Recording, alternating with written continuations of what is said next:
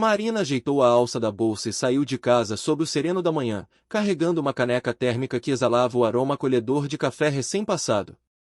Ela era uma mulher de rotina simples, daquelas que enfrentam 2 ônibus lotados para trabalhar como recepcionista, mas cujos olhos nunca deixaram de notar as nuances do mundo ao seu redor. Naquela esquina familiar, onde o asfalto encontrava o muro descascado de uma casa abandonada, a figura de um idoso rompeu a monotonia da paisagem. Ele não se parecia com os náufragos urbanos que Marina costumava ver, vestia um terno escuro, embora amarrotado, e sapatos de couro que, apesar da poeira, denunciavam um passado de elegância. Seus cabelos brancos estavam meticulosamente penteados, revelando uma dignidade que o relento ainda não conseguirá apagar. Marina sentiu um aperto no peito, uma intuição silenciosa de que aquele homem não pertencia à calçada, mas sim a uma história muito mais profunda. Hesitante, ela diminuiu o passo, lutando contra o relógio que marcava o início de seu expediente. A vulnerabilidade do desconhecido, no entanto, falou mais alto que sua pressa. Aproximando-se com cautela para não sobressaltá-lo, ela quebrou o silêncio da manhã fria. Bom dia, ela disse com a voz preenchida por uma doçura natural. O senhor está bem. O idoso ergueu o rosto, e o que Marina encontrou foi um oceano de tristeza temperado por uma fagulha de resiliência.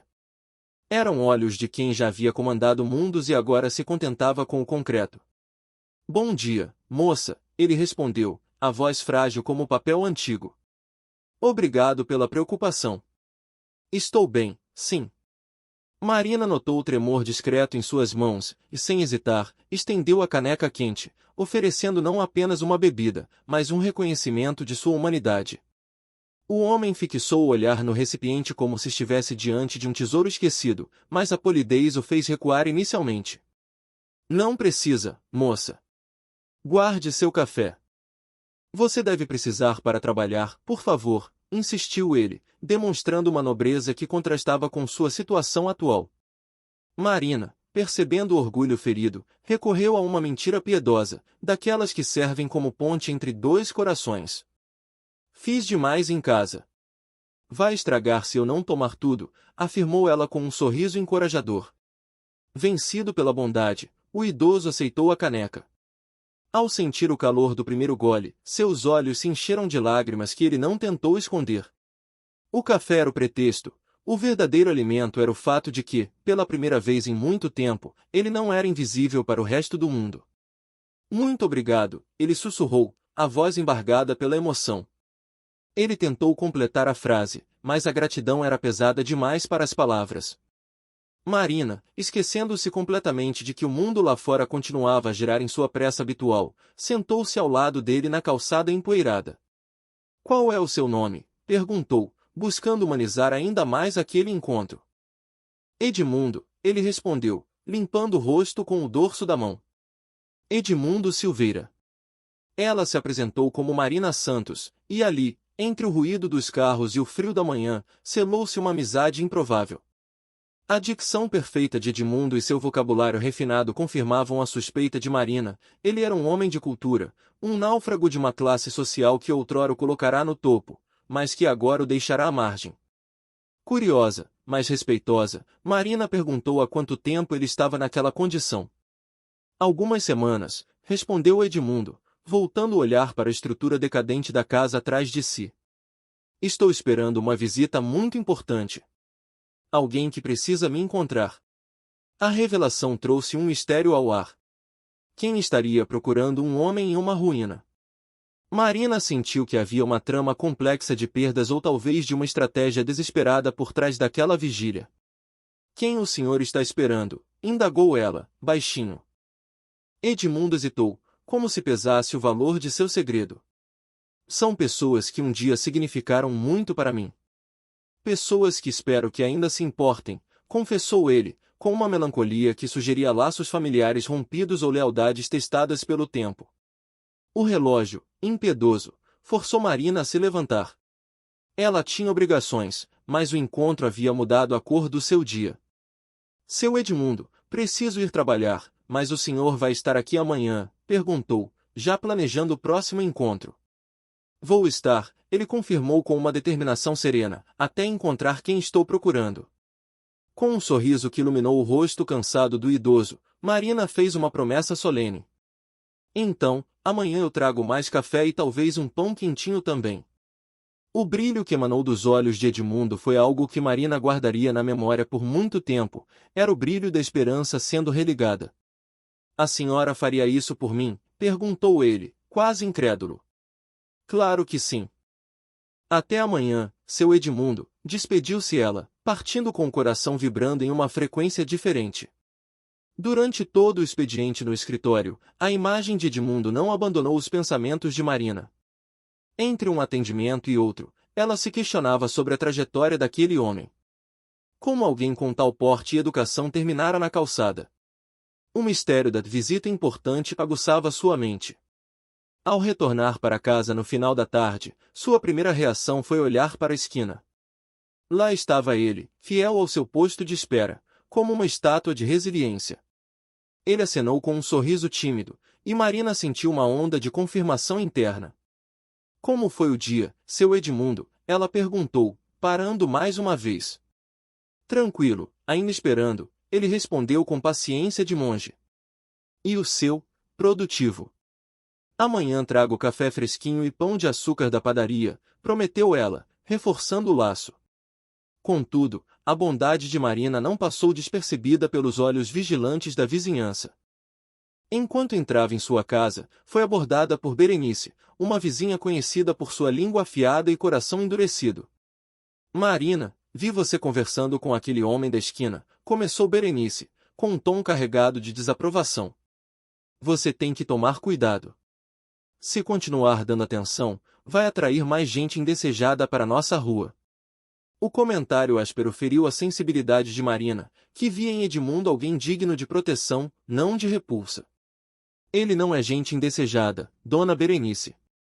É apenas alguém que está passando por dificuldades, rebateu Marina, mantendo a calma, mas com firmeza na voz, recusando-se a deixar que o preconceito alheio contaminasse sua empatia. Berenice, porém, não se deu por vencida e lançou sua última previsão pessimista. Todos eles falam isso. Amanhã vai ter uma fileira de mendigos na nossa porta. Você vai ver, insistiu ela, antes de se retirar para o conforto de sua casa. Marina apenas balançou a cabeça, sentindo uma mistura de pena pela ignorância da vizinha e uma determinação ainda maior em ajudar Edmundo. Para ela, a dignidade humana não era algo que se perdia com a falta de um teto, e os instintos de sua alma diziam que havia algo extraordinário prestes a acontecer. Ela entrou em casa, fechando a porta para o cinismo do mundo exterior e focando no calor que pretendia oferecer na manhã seguinte, convencida de que aquele homem era peça de um quebra-cabeça muito maior. Naquela noite, o sono de Marina foi leve, povoado por teorias e pelo som da voz educada de Edmundo. Enquanto a cafeteira murmurava na cozinha, preparando o lote extra de café, ela sentia que sua vida estava se entrelaçando a um destino desconhecido. Ela não sabia que, em breve, 3 advogados de terno impecável e pastas de couro cruzariam o seu caminho para revelar que o homem da calçada não era um indigente, mas o detentor de uma fortuna e de um segredo que testava a ganância e a bondade humana. Marina estava prestes a descobrir que seu simples gesto de oferecer café era, na verdade, a chave para uma herança de generosidade que mudaria sua realidade para sempre, provando que o valor de uma pessoa reside onde os olhos comuns raramente conseguem enxergar. A manhã seguinte nasceu com um propósito renovado para Marina. Ignorando as críticas ácidas de Berenice, ela despertou antes que o sol pintasse o horizonte, passando na padaria para garantir 2 pães de açúcar que ainda exalavam o calor do forno. Com a garrafa térmica abastecida com café fresco e aromático, ela caminhou até a esquina onde Edmundo aguardava com sua habitual postura de estátua resiliente. Bom dia, seu Edmundo. Trouxe café e pão quentinho. Como prometi, anunciou ela, sendo recompensada por um sorriso que parecia valer mais do que qualquer tesouro material naquele instante. Marina sentiu que aquele encontro fortuito na calçada era o prólogo de uma transformação profunda que entrelaçaria suas vidas de forma definitiva. 3 semanas se passaram e o que era um gesto de caridade isolado floresceu em um ritual de amizade e confiança mútua.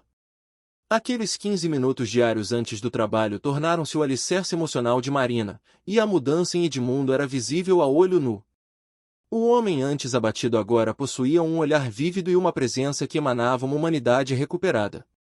Numa quinta-feira, enquanto o vapor do café subia entre os dois, Edmundo decidiu quebrar o silêncio sobre seu passado. Marina, posso te contar algo sobre mim? Perguntou ele, encontrando uma ouvinte ansiosa. Claro, seu Edmundo. Estou curiosa para conhecer sua história há dias, respondeu ela, percebendo que ele estava prestes a abrir uma porta trancada pelo tempo. A revelação veio com o peso de uma autoridade que Marina jamais imaginara encontrar naquele cenário de escassez. Nem sempre vivia assim. Por muitos anos fui respeitado nesta cidade. Trabalhei no Fórum Central como juiz, confessou ele, com um orgulho contido na voz. Marina quase deixou a xícara escapar de suas mãos diante da magnitude daquela informação. Juiz. O senhor foi juiz por mais de 30 anos, indagou ela, estupefata. Edmundo confirmou, descrevendo uma vida onde presidia casos complexos e era saudado com reverência pelas ruas. A dissonância entre o homem que tomava decisões que mudavam destinos e o senhor sentado no concreto frio era um enigma que clamava por uma explicação urgente. Com o coração apertado, Marina questionou a queda daquele gigante. O que aconteceu, seu Edmundo? Como chegou até aqui? Perguntou ela. Os olhos dele, nublados por uma mágoa antiga, começaram a transbordar. Ele narrou a partida de Clarice, sua esposa e companheira de 4 décadas, cuja morte rápida o deixou à deriva, incapaz de gerir a própria casa ou a própria dor. Marina pôde sentir a profundidade desse amor nas palavras dele, mas a tragédia não terminava no luto. A verdadeira sombra veio de onde deveria vir o amparo, de seus próprios filhos. Meus filhos, ele fez uma pausa dolorosa, Rodrigo e Fernanda, ambos advogados bem-sucedidos e ricos. A narrativa de Edmundo tornou-se sombria ao descrever a traição familiar. Sob o pretexto de ajudá-lo a superar o luto, os filhos o internaram em um asilo particular. Disseram que era temporário até eu me recuperar do luto. Mas quando cheguei lá, descobri a verdade, revelou ele, com os punhos cerrados. A verdade era um golpe de mestre jurídico e moral. Rodrigo e Fernanda haviam forjado uma procuração, aproveitando-se da fragilidade do pai para vender sua residência, fechar suas contas e confiscar todo o seu patrimônio. Marina via tudo em um estado de choque absoluto, incapaz de processar como o sucesso profissional dos filhos poderia ter gerado tamanha monstruosidade ética. Mas como conseguiram fazer isso? O senhor não tinha como se defender, questionou Marina, indignada com a falha do sistema que o próprio Edmundo uma vez representará. Ele explicou que, no isolamento do asilo, era mantido sob o efeito de sedativos que o deixavam confuso e incapaz de articular uma defesa, enquanto os filhos mantinham as aparências com visitas esporádicas. O combustível para tal crueldade era, previsivelmente, a ganância. Dinheiro, Marina. Minha casa valia muito. Minhas economias eram consideráveis. Eles preferiram ficar ricos rapidamente do que cuidar do pai que os criou com tanto amor, desabafou ele, expondo a ferida aberta da ingratidão filial. A fuga de Edmundo daquela prisão sanitária foi possível graças a um ato de coragem de uma enfermeira chamada Isabel, que reconheceu sua lucidez e o ajudou a escapar durante a madrugada. Desde então, ele vivia naquela esquina, não por falta de destino, mas por uma missão específica. Vim procurar algo muito importante que escondi antes de ser internado. Algo que pode provar que meus filhos me enganaram e que vai mudar tudo, afirmou ele, inclinando-se para Marina. Curiosa e agora investida na causa dele, ela perguntou o que seria tal prova. Meu testamento verdadeiro, o documento que eles nunca encontraram, sussurrou ele, revelando a existência de um trunfo final. Edmundo detalhou que, pouco antes da morte de Clarice, eles haviam redigido um novo testamento com uma cláusula de deserdamento caso os filhos os abandonassem, destinando a fortuna a instituições de caridade. Esse documento era a chave para provar que a assinatura na procuração usada pelos filhos era uma fraude. E esse testamento ainda está escondido? Perguntou Marina, sentindo a eletricidade da esperança correr por suas veias. Está. Rodrigo e Fernanda acham que destruíram tudo, mas não sabem que existe esse documento, confirmou o ex-juiz. O plano de Edmundo era simples e desesperado, recuperar o papel que restauraria sua dignidade e faria justiça contra os próprios herdeiros. O esconderijo, contudo, apresentava um obstáculo físico intransponível para um homem de sua idade e condição. Edmundo apontou para a casa abandonada atrás deles, que pertencera a um falecido amigo. Esta casa era de um amigo meu. Eu tinha uma chave e escondi o testamento no sótão antes de ser levado para o asilo, explicou. Marina olhou para a estrutura imponente e decrépita, agora compreendendo por que ele permanecia ali todos os dias, vigiando a construção como um sentinela. Por isso o senhor fica aqui todos os dias, concluiu ela, vendo a casa não mais como um entulho urbano, mas como um cofre que guardava a redenção de um homem injustiçado. O problema era que a casa havia sido lacrada pela prefeitura, e Edmundo não possuía mais o vigor necessário para saltar muros ou forçar entradas. Ele esperava por uma oportunidade, por um lapso na vigilância ou por um milagre. Marina, processando a gravidade do que acabará de ouvir, olhou para as próprias mãos e depois para o rosto cansado do juiz. Ela não era apenas uma recepcionista que levava café, ela era agora a única aliada de um homem que a lei havia esquecido, mas que a justiça divina colocará em seu caminho. O segredo estava revelado, e o destino dos dois estava agora irrevogavelmente ligado àquela construção em ruínas e ao segredo que repousava sob seu sótão poeirento. Naquele momento, sob o céu que começava a clarear, Marina selou um pacto que alteraria o curso de suas vidas. A indignação que fervia em seu peito transformou-se em uma promessa inabalável enquanto ela segurava as mãos calejadas do ex-juiz. Seu Edmundo, ela disse com uma determinação que vibrava no ar frio da manhã, eu vou ajudá-lo a recuperar esse documento. Vamos provar que seus filhos cometeram um crime terrível. O idoso, desarmado pela pureza daquele gesto, sentiu as lágrimas escorrerem por entre as rugas de seu rosto. Marina, você faria isso por mim. Mas pode ser perigoso. Rodrigo e Fernanda são pessoas influentes, têm contatos poderosos, alertou ele, num último instinto de proteção. No entanto, o medo não encontrava morada no coração daquela mulher simples, que via na injustiça contra Edmundo um chamado pessoal para a ação. A resposta de Marina veio carregada de uma coragem inaudita, desafiando a estrutura de poder que mantinha Edmundo cativo da calçada. Não me importo com isso. O que eles fizeram com o senhor é inaceitável. Nenhum pai merece ser abandonado e roubado pelos próprios filhos, afirmou ela, sentindo o aperto firme das mãos dele, que a seguravam como se ela fosse o último bote salva-vidas em um oceano de esquecimento. Minha filha, sussurrou Edmundo, com a voz embargada pela emoção profunda, você é a resposta às orações que faço todas as noites. Clarice deve ter mandado você para mim. Para Marina, ele já não era apenas o senhor que recebia seu café, ele era uma missão, uma alma nobre que precisava ter sua honra restaurada diante de um mundo que o rotulou como invisível. Amanhã começamos a planejar como vamos recuperar seu testamento, ela prometeu solenemente, e depois vamos fazer seus filhos pagarem por tudo o que fizeram. Quando se levantou para seguir em direção ao trabalho, Marina não caminhava mais como a recepcionista comum que o mundo via. Seus passos tinham o peso de quem carrega a esperança de justiça. Naquela noite, o sono foi um hóspede ausente.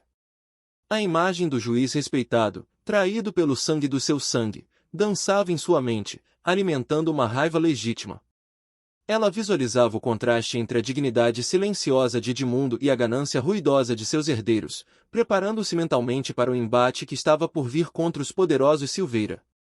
Ao raiar do dia seguinte, Marina chegou à esquina antes do horário habitual, trazendo consigo o café de sempre e um novo instrumento de guerra, um pequeno caderno e uma caneta. Edmundo a recebeu com um semblante transformado pela esperança renascida. Dormi melhor do que nas últimas semanas, admitiu ele com um sorriso tímido, faz tempo que não tinha esperança de que as coisas pudessem mudar.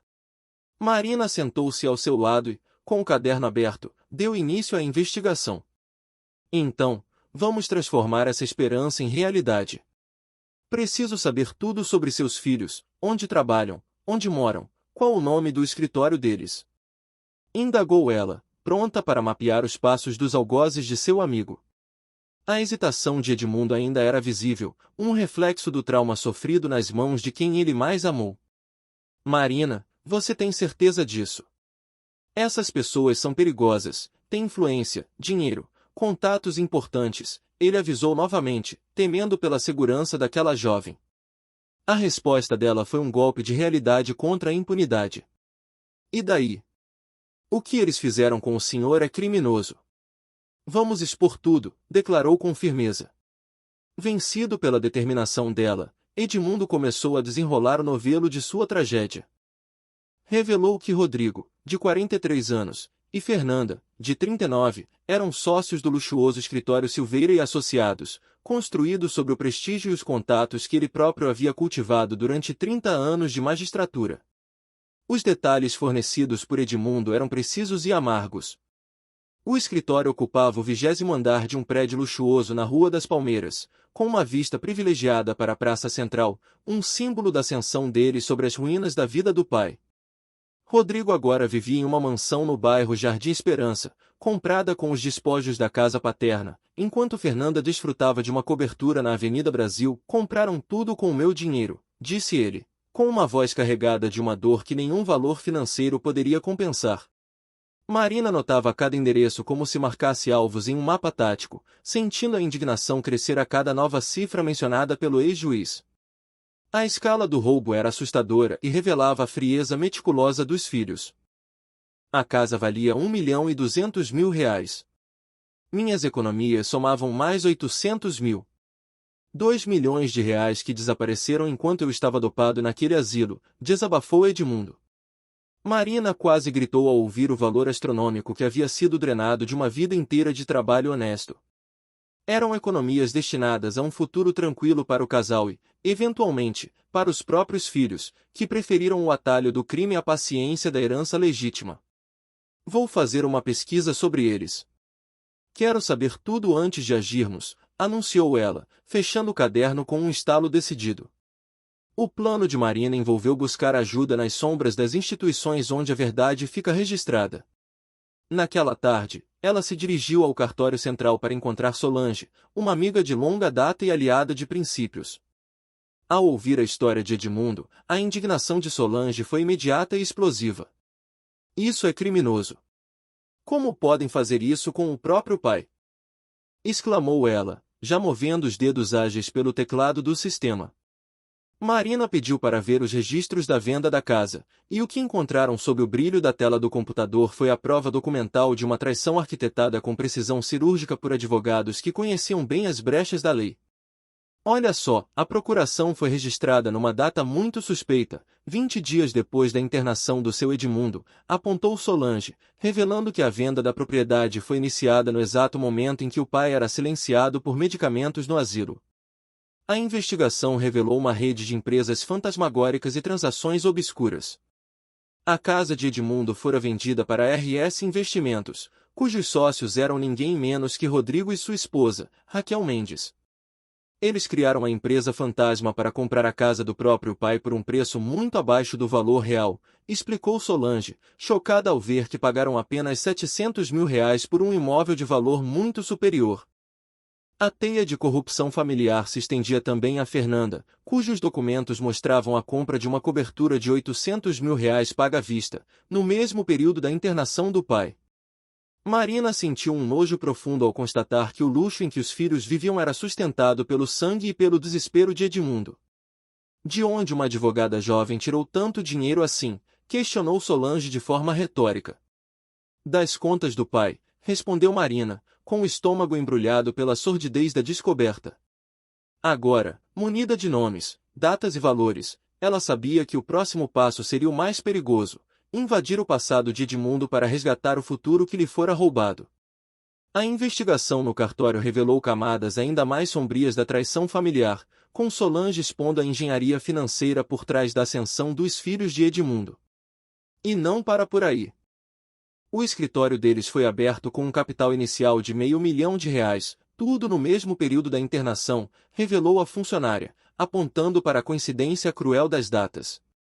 Marina sentiu um calafrio ao perceber que cada móvel luxuoso e cada processo ganho por Rodrigo e Fernanda fora batizado com o sofrimento do pai. Eles planejaram tudo isso. Indagou ela, recebendo uma confirmação técnica de que fora uma operação coordenada para despojar o idoso de sua dignidade e bens. A rede de mentiras era vasta, mas Solange logo identificou o ponto de ruptura, a legitimidade da procuração usada para as vendas. Para derrubar o império de papel dos filhos, era necessária uma prova física da fraude. Posso verificar se a procuração é legítima, mas preciso de uma amostra da assinatura verdadeira do Edmundo para comparar, explicou Solange, despertando em Marina a memória do segredo guardado na casa abandonada. Se conseguissem os documentos originais, os crimes de estelionato, falsidade ideológica e apropriação indébita finalmente teriam um rosto e um culpado. São crimes graves. Podem pegar de 5 a 10 anos de prisão, sentenciou a cartorária, trazendo uma mistura de satisfação e pavor a Marina. O perigo era real, pois pessoas influentes encurraladas raramente aceitam a derrota sem revidar, mas a determinação de Marina era um escudo impenetrável. Na manhã seguinte, o encontro na esquina foi marcado pela entrega das evidências impressas, um dossiê de infâmia que empalideceu o rosto de Edmundo. Eles criaram uma empresa para roubar minha própria casa, sussurrou ele, os olhos percorrendo as provas de que seu próprio sangue orquestrara sua destruição financeira. Marina confirmou que o dinheiro dele financiara a vida de luxo e os escritórios de alto padrão dos filhos. Eles não apenas me abandonaram, eles planejaram me destruir, concluiu ele com uma urgência renovada. A decisão foi tomada sob o impacto daquelas descobertas. Eles precisariam invadir a casa lacrada naquela mesma noite para resgatar o testamento que mudaria o rumo daquela guerra familiar. A operação noturna exigiu uma coragem que Marina não sabia possuir, equipada apenas com uma lanterna e a vontade de fazer justiça. Tem certeza disso, minha filha? Perguntou Edmundo às 10 da noite, diante da silhueta sombria da construção abandonada. Absoluta. Vamos buscar a justiça que o senhor merece, respondeu ela com firmeza. Eles se esgueiraram até os fundos, onde uma janela mal fechada tornou-se o portal para o passado. O rangido da madeira ecoou como um grito na escuridão, fazendo seus corações dispararem, mas o objetivo era maior que o medo. Edmundo, movido por uma adrenalina ancestral, guiou Marina pelo interior mofado da residência que guardava a chave de sua liberdade. Dentro da casa, o cheiro de abandono e lençóis empoeirados criava uma atmosfera de túmulo, mas Edmundo movia-se com a precisão de quem conhece cada centímetro de sua história. A escada para o sótão fica ali, apontou ele, subindo os degraus que protestavam sob o peso da verdade. No canto mais remoto do sótão, sob tábuas soltas que Clarice o ajudara a escolher, ele retirou uma pasta plástica perfeitamente preservada. O testamento, sussurrou ele, as mãos trêmulas segurando o papel como se fosse um tesouro sagrado. Marina iluminou o documento, confirmando que, em caso de maus-tratos ou abandono, toda a fortuna seria destinada a um orfanato local, o Lar São Francisco, provando que os filhos não tinham direito a um centavo sequer. Além do testamento, Edmundo revelou provas complementares que os filhos jamais imaginaram existir, extratos bancários antigos e, o mais impactante, um pequeno gravador digital. O que é isso? Perguntou Marina, fascinada. 2 dias antes de Clarice partir, gravamos uma conversa onde ela me faz prometer que, se nossos filhos nos abandonassem, eu doaria tudo, explicou ele. Aquela gravação era a prova definitiva da livre e espontânea vontade do casal, um testamento audível contra a ganância de Rodrigo e Fernanda. A euforia tomou conta de Marina, com aquelas evidências. O destino dos advogados corruptos estava selado, mas eles ainda precisariam de um braço forte na lei para executar a justiça.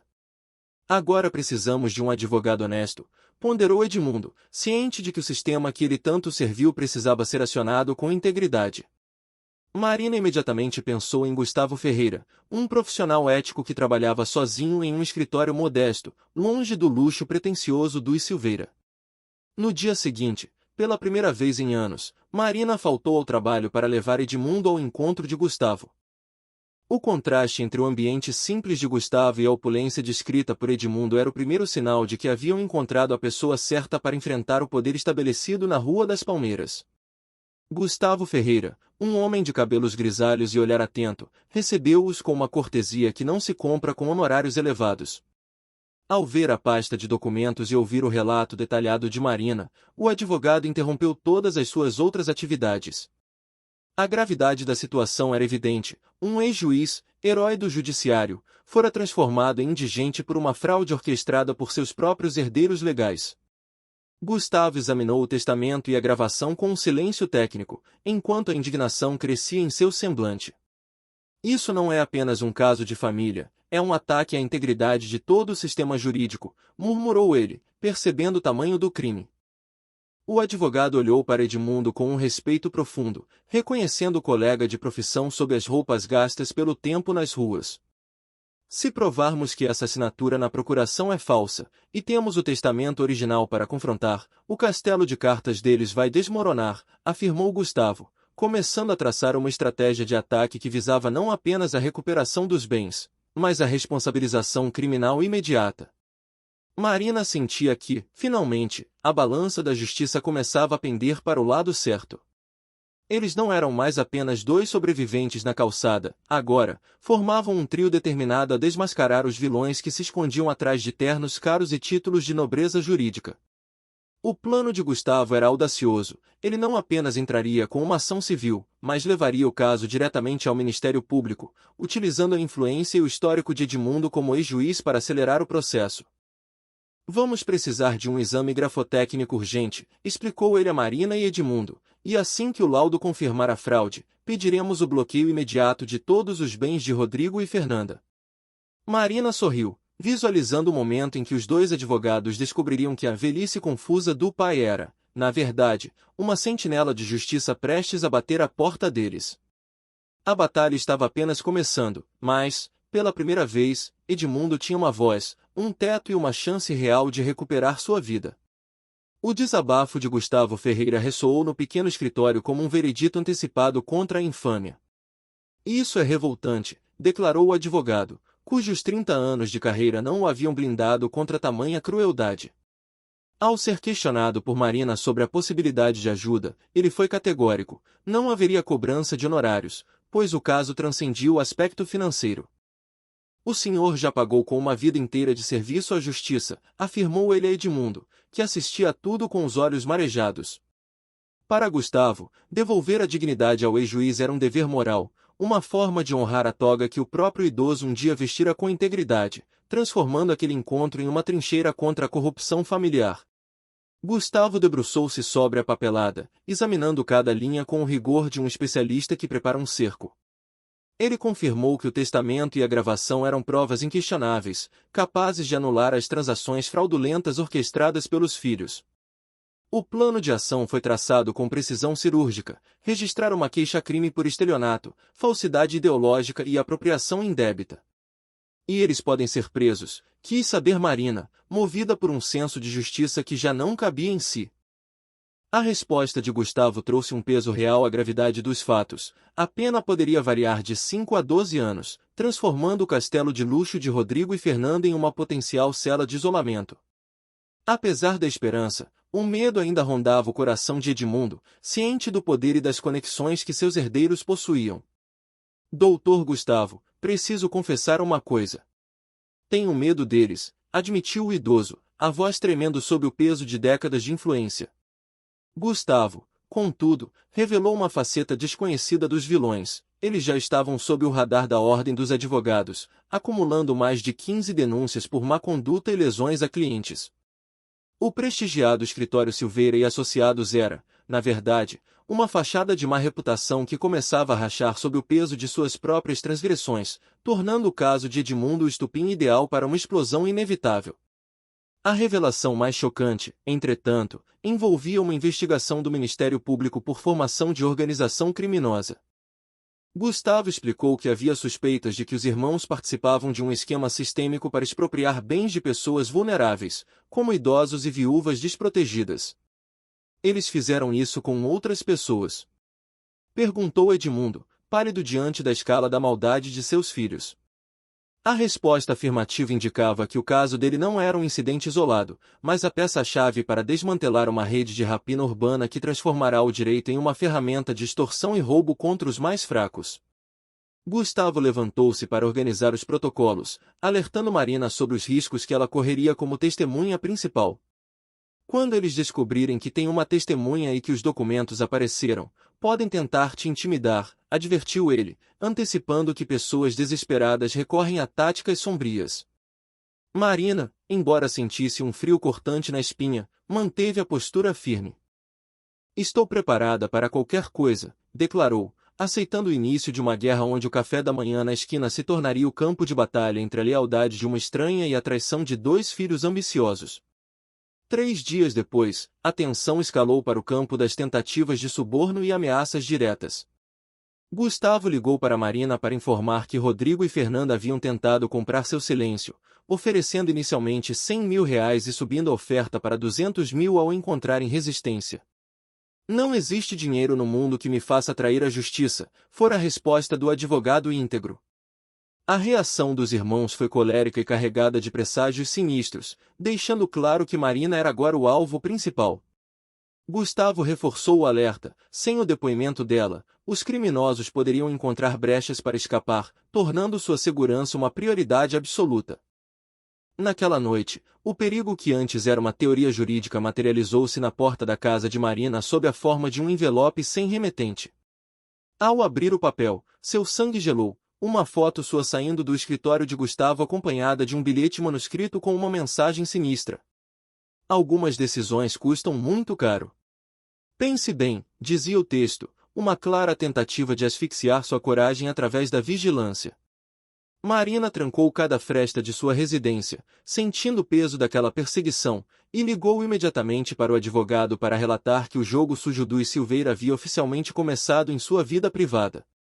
A insônia devorou a noite de Marina, que via na foto sobre a mesa da cozinha a prova de que estava sendo caçada.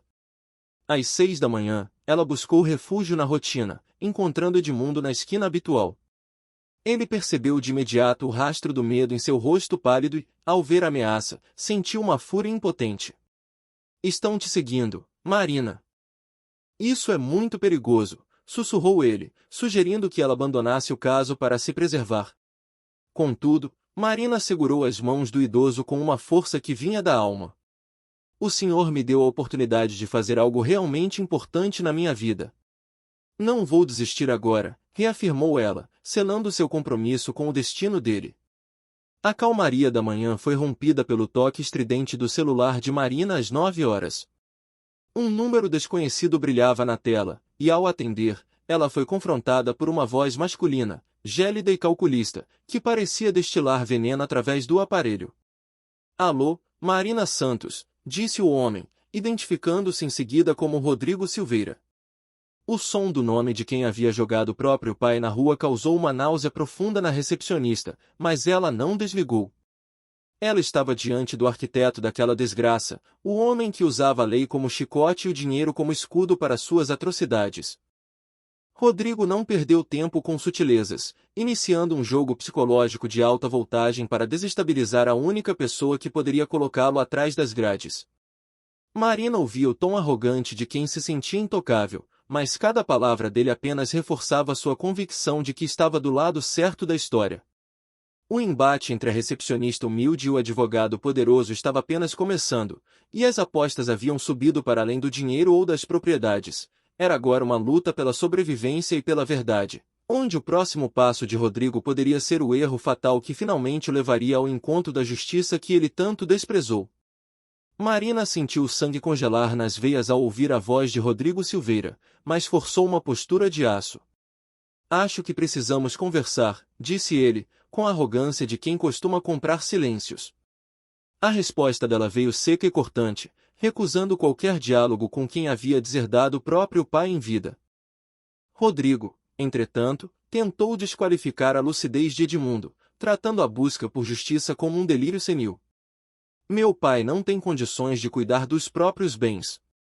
Nós fizemos o que era necessário para protegê-lo", alegou ele. Marina não recuou, confrontando-o com a realidade cruel da calçada fria onde o ex-juiz fora abandonado, desmascarando a farsa de uma proteção que, na verdade, era um cárcere de negligência e roubo. O embate por telefone escalou rapidamente quando Marina mencionou o crime de falsificação da procuração.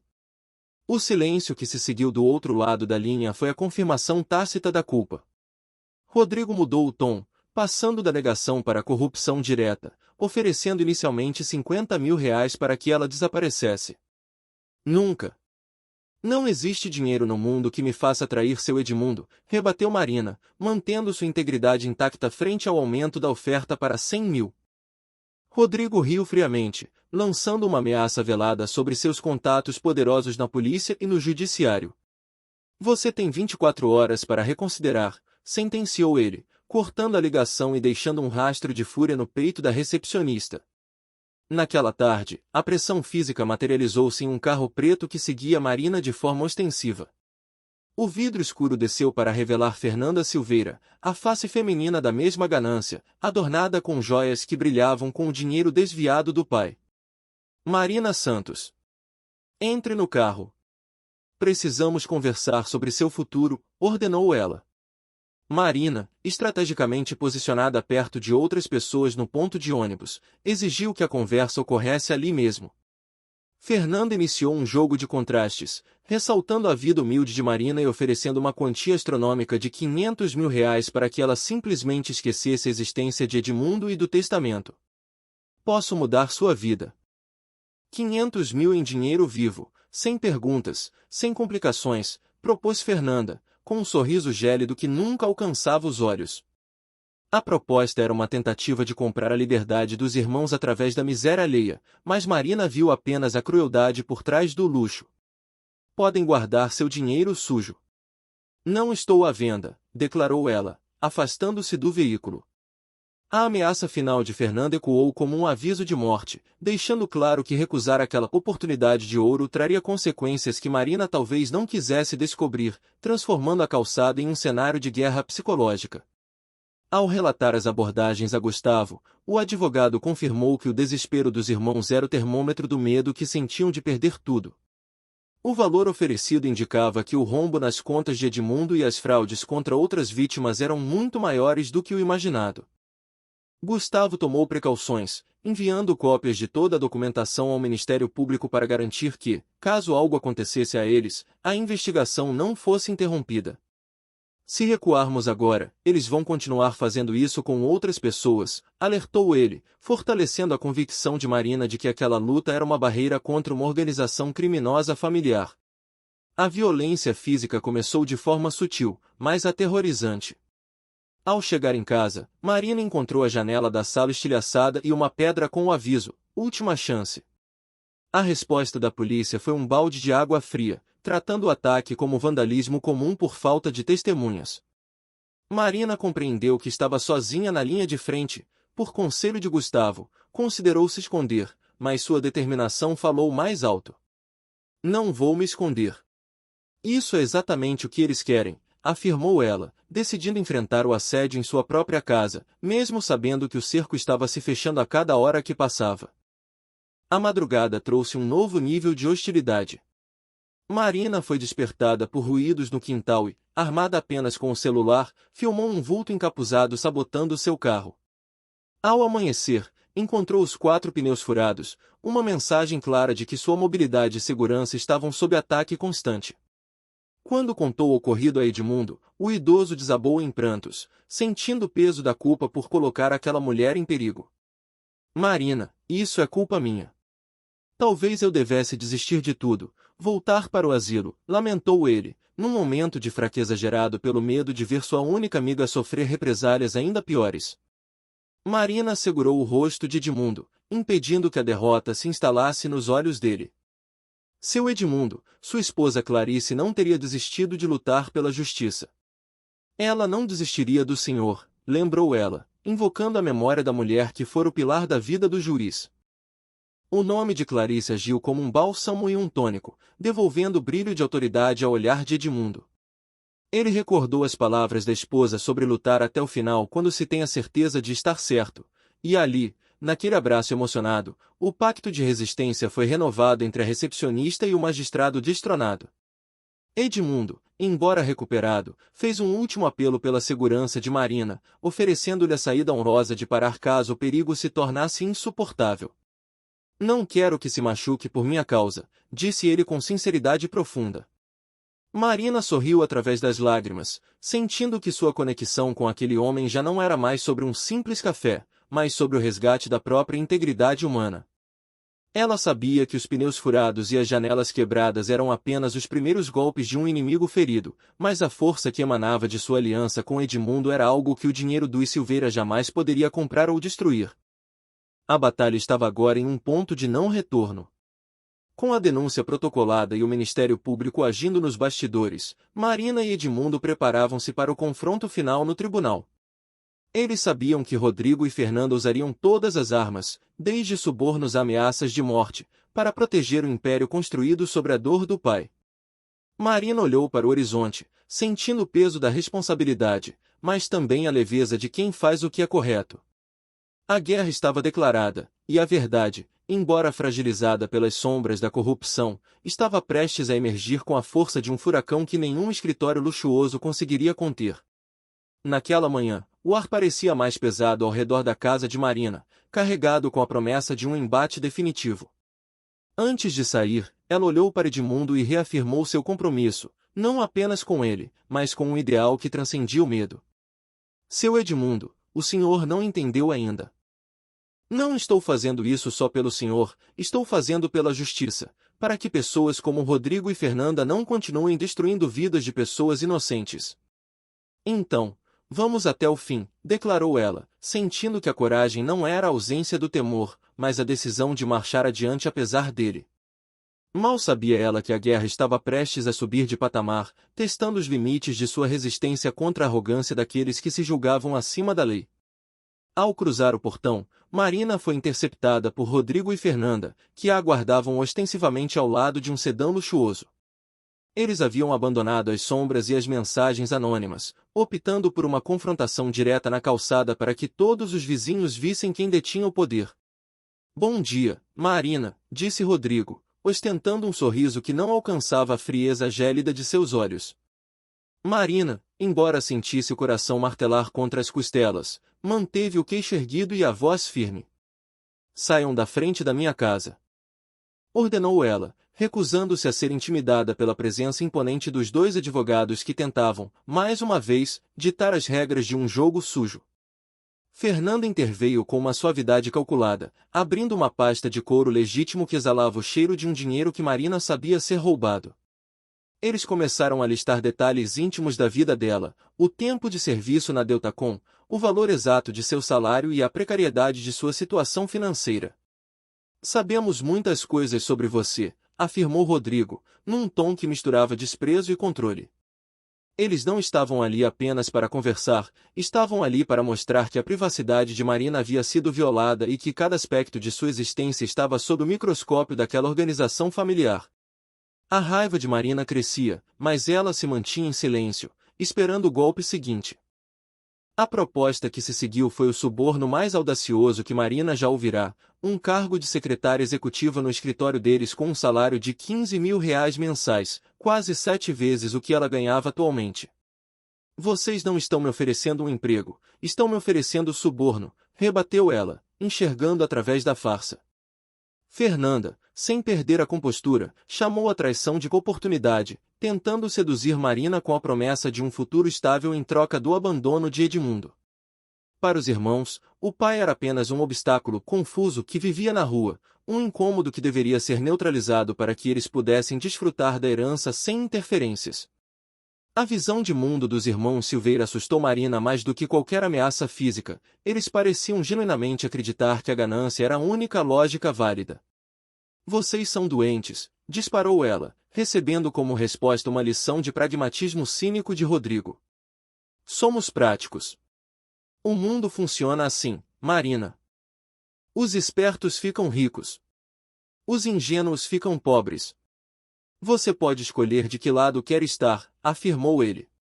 Para aqueles advogados, a moralidade era uma fraqueza dos pobres, e a lealdade de Marina a um homem que não tinha nada a oferecer era, a seus olhos, uma estupidez que precisava ser corrigida através da pressão financeira.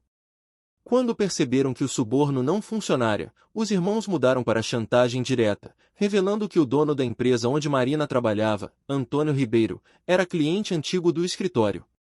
A ameaça foi desferida como um golpe baixo, uma ligação deles e Marina estaria desempregada no dia seguinte. Vocês não podem fazer isso, protestou ela, sentindo o chão fugir sob seus pés ao perceber como a rede de influência deles era vasta. Podemos e vamos, confirmou Fernanda, dando um ultimato que deveria ser respondido até o final do dia. Eles partiram em seguida, deixando Marina sozinha com o peso de uma escolha que poderia custar seu sustento. O dia de trabalho foi um pesadelo de ansiedade. Marina saltava a cada toque de telefone, esperando a voz do chefe anunciando sua demissão. No horário do almoço, ela buscou refúgio na voz de Gustavo Ferreira, relatando a nova tática de cerco dos Silveira. O advogado, embora preocupado, manteve a calma profissional, explicando que aquela rede de contatos era a forma como eles mantinham seus crimes em segredo há anos. Calma, deixe eu dar algumas ligações.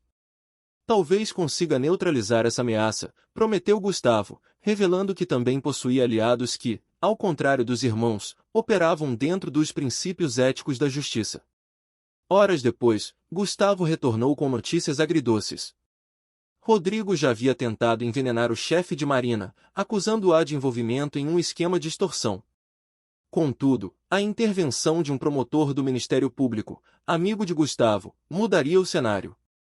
O promotor ligaria para Deltacom para explicar que qualquer retaliação contra Marina seria considerada obstrução da justiça, já que ela era testemunha-chave em uma investigação criminal de alta periculosidade. Isso vai funcionar? Perguntou ela, buscando um fio de esperança. Deve funcionar, respondeu Gustavo, mas o alívio foi curto, pois a audiência fora antecipada para o dia seguinte. A urgência na voz de Gustavo indicava que o tempo de preparação havia acabado. Marina sentiu a adrenalina percorrer seu corpo ao saber que o confronto final no tribunal estava a poucas horas de distância. Amanhã estou preparada, afirmou ela, embora por dentro sentisse o peso da responsabilidade. Gustavo, porém, tinha mais uma revelação que faria o caso tomar proporções ainda mais sombrias. Ele explicou que Rodrigo e Fernanda não eram apenas ladrões de patrimônio familiar, informações confidenciais do Ministério Público indicavam que eles eram muito piores do que simples golpistas gananciosos, sugerindo conexões com crimes que iam muito além da apropriação indébita. A conversa terminou com um mistério que deixou Marina em estado de alerta máximo.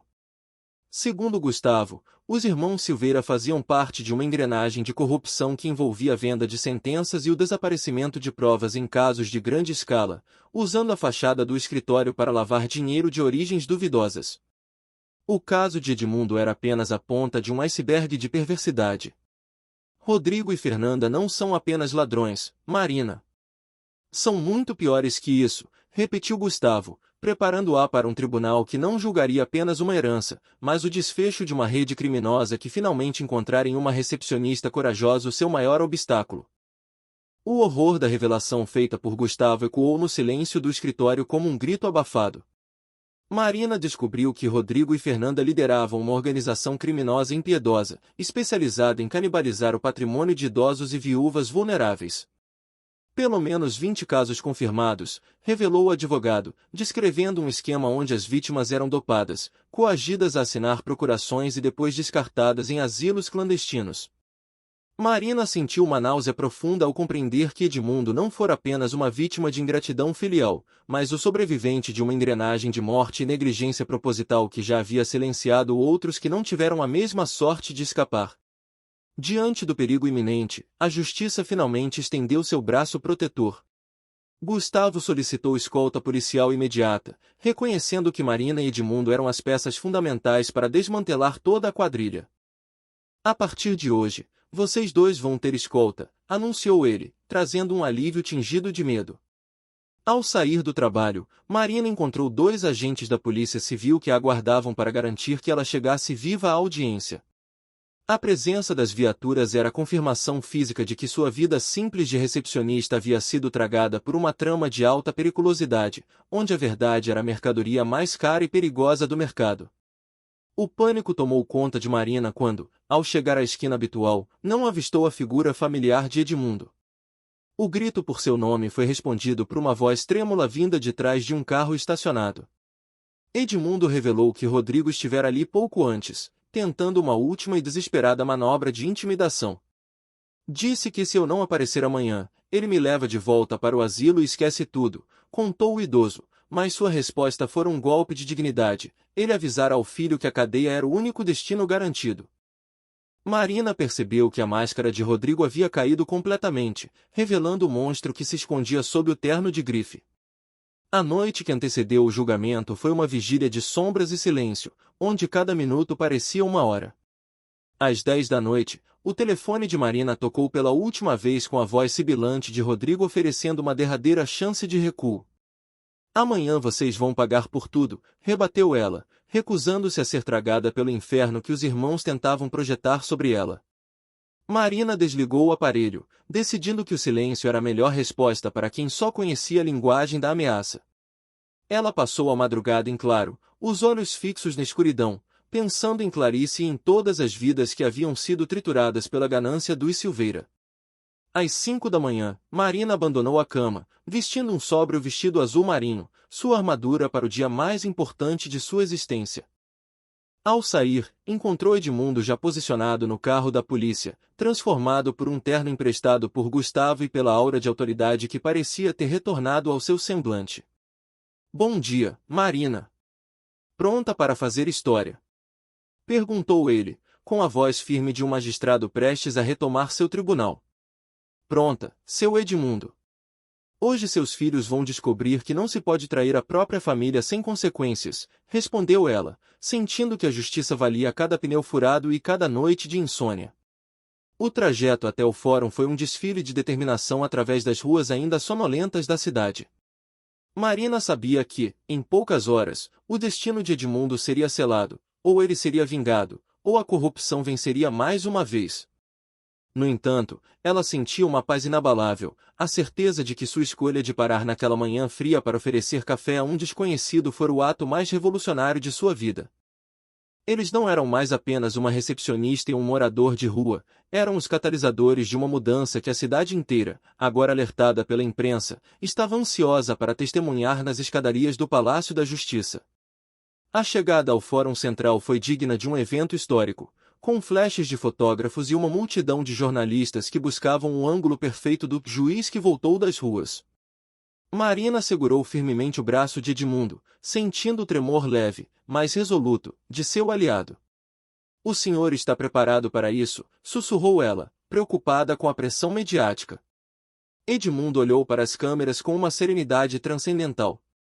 Marina, há 40 anos eu subia estas escadas todos os dias para fazer justiça. Hoje estou subindo para receber justiça. Estou mais que preparado, declarou ele, recuperando cada centímetro de sua estatura moral diante do público. Gustavo os aguardava na entrada ladeado por Dr. Marcos Pereira, um representante do Ministério Público que não estava ali apenas como espectador, mas como o futuro carrasco jurídico dos irmãos Silveira. Vou assistir como o futuro acusador. Dependendo do que acontecer aqui hoje, Rodrigo e Fernanda podem ser presos imediatamente, informou Marcos, elevando a voltagem daquela manhã. A satisfação de Marina era quase palpável, o cerco estava fechado. Ela soube que os irmãos já haviam chegado com uma equipe cara de advogados, tentando manter um ar de suprema confiança que, diante das provas coletadas no sótão e no cartório, não passava de um teatro desesperado. Ao entrar no prédio, o contraste entre a simplicidade de Marina e o luxo arrogante de Rodrigo e Fernanda era gritante.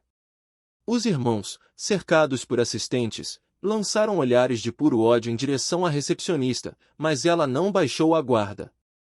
Eles representavam a lei distorcida, enquanto ela e Edmundo representavam a justiça nua e crua. A sala de audiência parecia pequena demais para a magnitude do segredo que estava prestes a ser exposto. Marina respirou fundo, sentindo o peso do testamento e da gravação na pasta de Gustavo, sabendo que aqueles papéis eram os pregos que fechariam o caixão da impunidade que Silveira haviam construído. A audiência começou sob um silêncio sepulcral, interrompido apenas pelo som rítmico do martelo do juiz. Marina sentou-se no banco das testemunhas, olhando diretamente para os algozes de Edmundo, que agora pareciam subitamente menores sob a luz da verdade. O processo que começara com uma caneca térmica de café estava prestes a terminar com um som de algemas. Ela estava ali para provar que a dignidade de um homem não se apaga com a poeira das ruas e que a coragem de uma mulher simples pode derrubar impérios erguidos sobre a traição. A justiça estava pronta para ser servida, e Marina seria a mão que entregaria o veredito final. A entrada no tribunal foi um divisor de águas para Marina, que sentiu o peso da expectativa coletiva ao notar a sala completamente lotada. Rostos desconhecidos de outras possíveis vítimas, jornalistas ávidos por um furo e até a vizinha Berenice compunham o cenário de um julgamento que parou a cidade. Marina, querida. Vim pedir desculpas. Quando soube da história toda, me senti terrível por ter criticado você. Você é uma heroína, confessou Berenice, com os olhos vermelhos de arrependimento. Do outro lado, Rodrigo e Fernanda mantinham uma couraça de luxo e arrogância, cercados por advogados de renome, mas a presença da juíza Valéria Monteiro, uma mulher cuja autoridade emanava de cada gesto, indicava que ali o dinheiro não ditaria o veredito. A audiência teve início sob um silêncio reverencial enquanto a juíza Valéria estabelecia os termos do embate jurídico. Bom dia a todos. Estamos aqui para julgar a ação de anulação de procuração movida pelo Sr. Edmundo Silveira contra seus filhos Rodrigo e Fernanda Silveira, anunciou ela, passando a palavra para Gustavo. O advogado de Edmundo não desperdiçou tempo, apresentando uma sequência devastadora de provas, o testamento original de Clarice, as gravações de voz e as evidências de falsificação documental. A cada nova revelação, a máscara de confiança dos réus racha, revelando o nervosismo de quem vê o próprio império de mentiras ser confrontado por fatos incontestáveis. A estratégia da defesa, liderada pelo Dr. Henrique, tentou seguir a narrativa da incapacidade mental, alegando que Edmundo sofrerá um colapso após a viuvez. Nossos clientes agiram em legítima defesa dos interesses do seu pai. Edmundo Silveira sofreu um colapso mental e não tinha mais condições de administrar seus bens, argumentou o advogado, apresentando laudos médicos forjados dentro do asilo. Marina sentiu um aperto no peito, temendo que a burocracia médica vencesse a verdade, mas Gustavo parecia antecipar cada passo, mantendo um sorriso calmo que indicava que a verdadeira peça de resistência de sua acusação ainda estava por vir. A convocação da enfermeira Isabel Santos como primeira testemunha mudou drasticamente a temperatura da sala. Como funcionária do asilo, ela possuía o conhecimento interno que Silveira tentaram ocultar. Conheci o Sr. Edmundo no asilo e posso afirmar que ele jamais apresentou qualquer sinal de demência ou confusão mental, declarou ela com firmeza. Isabel detalhou as conversas lúcidas que mantinha com o ex-juiz, e para choque geral, revelou que os filhos haviam ordenado que ele fosse mantido sob sedação constante para evitar que denunciasse a própria internação forçada. A revelação de que as prescrições médicas eram desnecessárias deixou Rodrigo e Fernanda visivelmente pálidos. Quando Marina foi chamada ao banco das testemunhas, ela sentiu o peso de cada olhar, mas a memória de Edmundo na calçada lhe deu a sustentação necessária. Com a voz embargada, mas firme, ela narrou a trajetória desde a primeira caneca de café até as ameaças de morte que recebeu. Durante todas essas semanas de convivência, o Sr. Edmundo demonstrou algum sinal de confusão mental, perguntou Gustavo. Jamais. Pelo contrário, ele sempre foi extremamente lúcido, educado e com uma memória perfeita, respondeu ela, desafiando a tentativa do advogado de defesa de diminuir seu depoimento por ser uma simples recepcionista.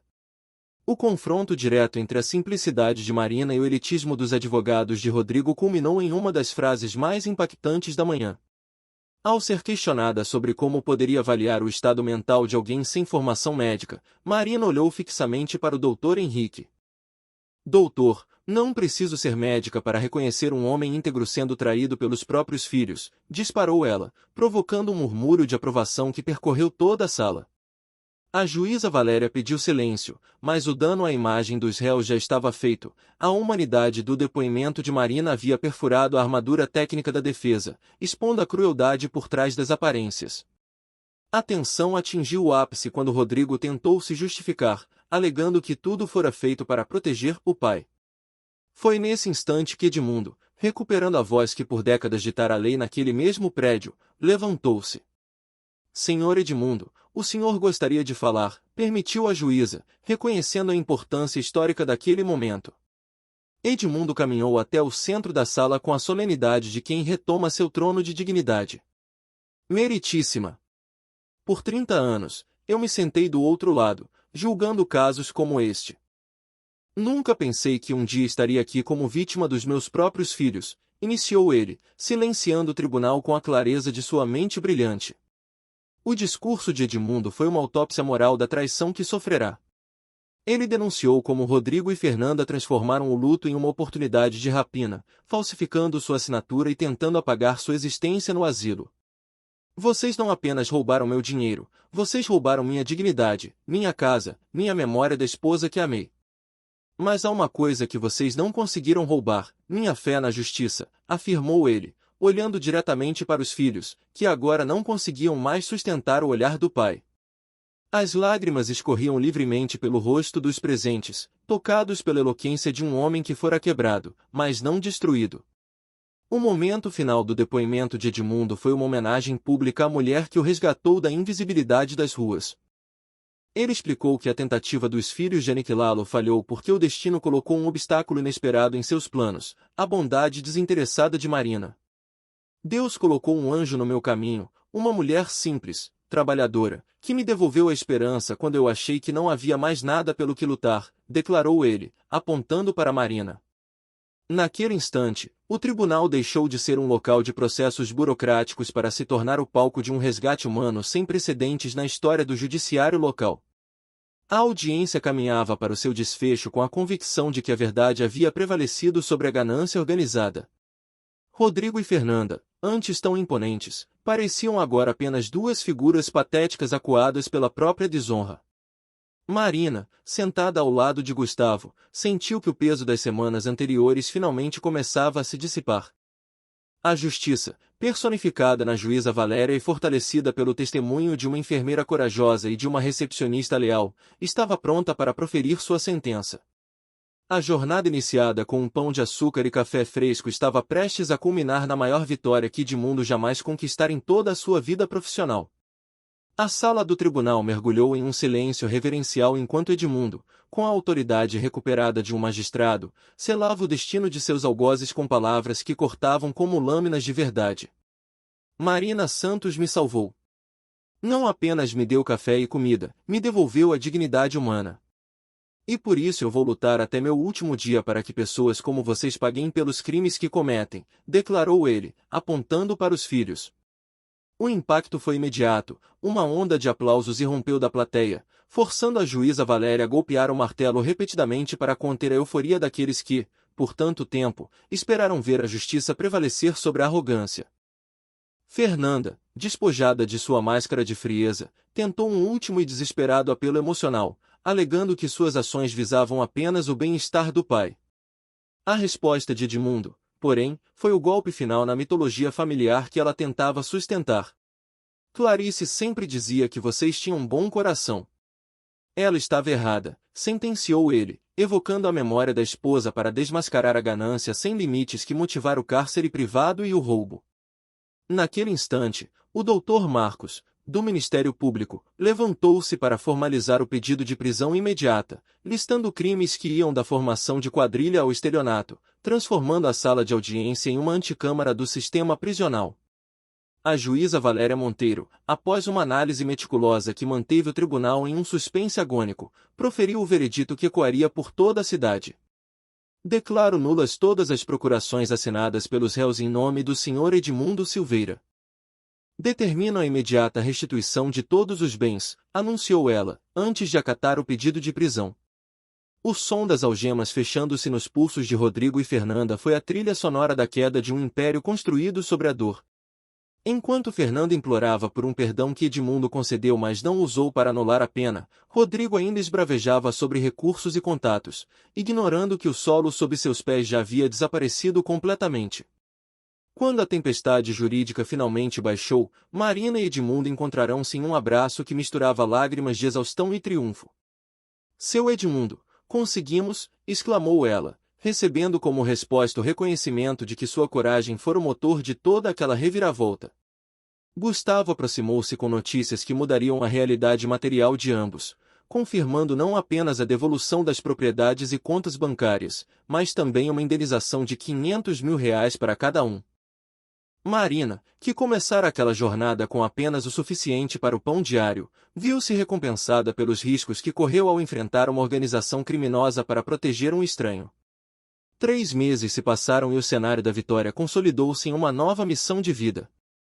Edmundo retornou à sua mansão, mas as paredes agora não abrigavam apenas memórias, mas também o planejamento de um futuro melhor para outros. Marina deixou seu emprego burocrático para administrar o projeto social que criaram juntos, um centro de apoio de alta qualidade para idosos abandonados. O jardim, antes um local de solidão, tornou-se o escritório onde a justiça era praticada diariamente através do cuidado e do afeto, provando que o dinheiro recuperado tinha agora um propósito nobre e regenerador sob a gestão de quem conhecia o valor da bondade. Em uma tarde ensolarada, enquanto compartilhavam o café que se tornará o símbolo de sua união, Edmundo confidenciou que, no primeiro dia, acreditara ter encontrado um anjo na calçada. Marina, anjo foi a sua esposa Clarice, que guiou nossos passos desde o primeiro dia, rebateu ela com humildade. Edmundo refletiu sobre a ironia do destino, percebendo que a traição de seus filhos biológicos fora o caminho doloroso que o levou a descobrir sua verdadeira família. Família não é quem nasceu do mesmo sangue, é quem está disposto a lutar por você quando você mais precisa, concluiu ele, redefinindo o conceito de herança para além de escrituras e saldos bancários. A conversa fluiu para uma confissão mútua de resgate, onde Marina revelou que, embora parecesse estar ajudando Edmundo, fora ela quem fora salva por ele. A missão de restaurar a dignidade do ex-juiz deu a ela um propósito que nenhum emprego comum poderia oferecer, mostrando que pequenos atos de humanidade têm o poder de alterar a órbita do mundo. Você mudou minha vida quando me ofereceu um café simples numa manhã fria, disse Edmundo, segurando a mão de sua aliada. Eles observavam o movimento no centro de apoio, onde dezenas de idosos agora viviam com a segurança e o carinho que Rodrigo e Fernanda tentaram negar ao próprio pai. Ao ser questionado sobre arrependimentos, Edmundo demonstrou uma sabedoria lapidada pelo sofrimento. Lamentou a cegueira paterna e a hesitação inicial de Marina, mas reafirmou que não mudaria um único passo de sua fuga do asilo ou de sua espera na calçada fria.